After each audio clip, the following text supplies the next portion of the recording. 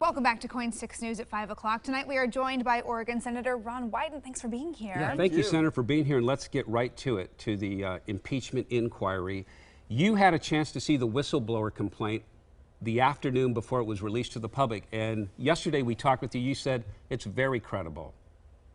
It is. And I can't talk about what I saw behind closed doors. But first of all, when you compare the transcript when it was unclassified and the whistleblower's complaint, there's a very close connection. This is remarkably different than anything we have dealt with before in this administration. All the other matters, like the Mueller report in connection with the president, involved pretty much 6 degrees of separation. One person said to another person who said to a third person, that sort of thing. That's not what's going on here. This is one president to another, no buffers, and President Trump asked for a favor. Now, Senator, there are some critics here raising questions about whether this is a deep state effort, if there are other people involved aside from a whistleblower. What are the facts saying about this right now? Well, there is always a kind of whataboutism. In other words, what about this possibility? What about that possibility? I was struck again on the unclassified side of the whistleblower's statement that he kept repeating facts where he said, I have documentation from a number of other influential people who are essentially there. I'm the co-chair of the Whistleblowers Caucus, by the way. And one bit of news coming up is I'm going to push very hard as a result of what we've seen to strengthen the whistleblower law.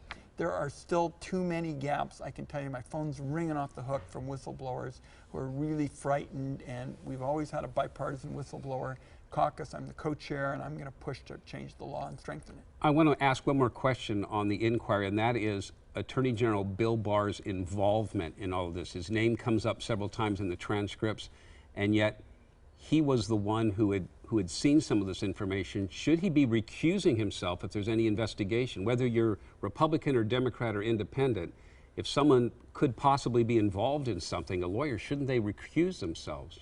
We're still obviously collecting the facts, but I warned from the very beginning, and I opposed him, spoke at some length on the floor, is he has always had this notion that the president is pretty much above the law. He's above the law, and he has always seen his role as essentially being the president's personal lawyer rather than the people's lawyer. So I've certainly been troubled about a number of the issues that he's handled over the last few months. Now, there was one other topic we wanted to touch on tonight while we've got a little time with you here. This new report on the NRA. You were instrumental in this investigation, looking into their contact with Russia. What did you uncover? I had my finance committee staff working on this for 18 months. We looked at something like 4,000 documents. The first point I would make is that we really established a unexpected fact, and that is that the R in NRA really stands for Russian.